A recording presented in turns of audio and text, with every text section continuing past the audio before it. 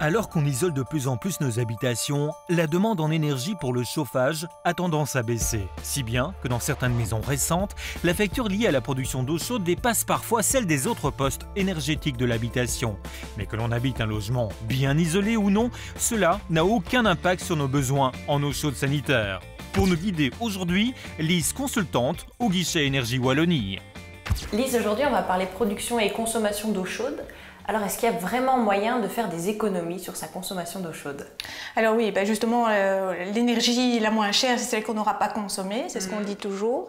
Mais alors, plus en amont, il faut aussi réfléchir à choisir le système de production d'eau chaude qui sera le plus performant possible. Et donc, ça se prévoit déjà lors de la conception du bâtiment ou des salles de bain.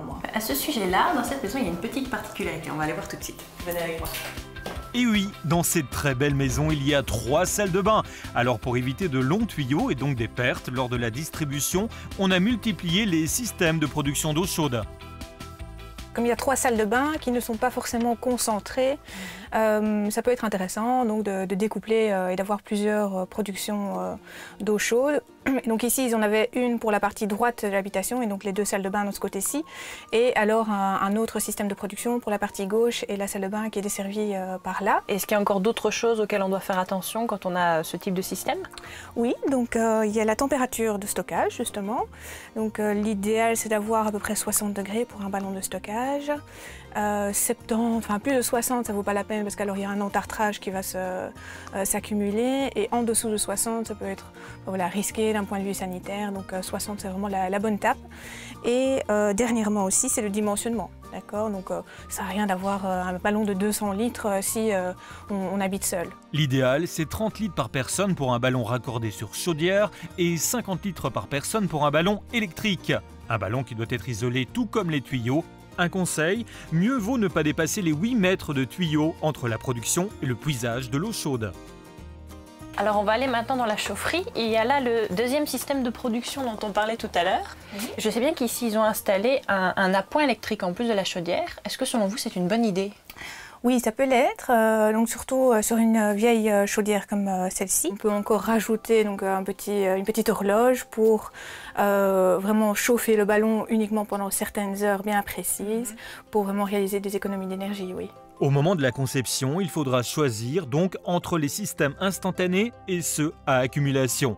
Parmi les instantanés, on retrouve les chauffe-eau au gaz. Contrairement au système à accumulation, il n'y a pas de stockage d'énergie et donc pas non plus de perte de calories par les parois. Le rendement est excellent pour l'accumulation, comme les ballons raccordés donc à la chaudière, les ballons électriques ou les chauffe-eau solaires et pompes à chaleur.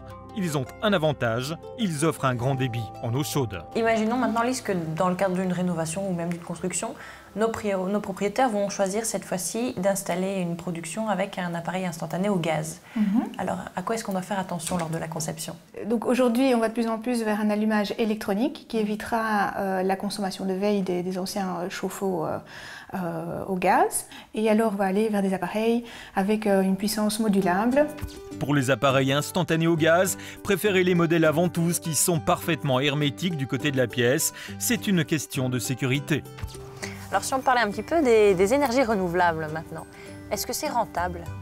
C'est toujours rentable, oui. Maintenant, ça dépend toujours de la situation de départ. Donc ici, dans l'habitation qu'on vient de visiter, on aurait pu très bien, plutôt que de mettre le boiler électrique, tout à fait penser à un système de production avec des panneaux solaires thermiques ou même la pompe à chaleur. Les panneaux solaires thermiques, voilà, on parvient à être autonome une partie de l'année, pas tout à fait. Alors quel que soit le système qu'on va finalement utiliser, on devra l'entretenir. Est-ce que vous avez des conseils à ce sujet?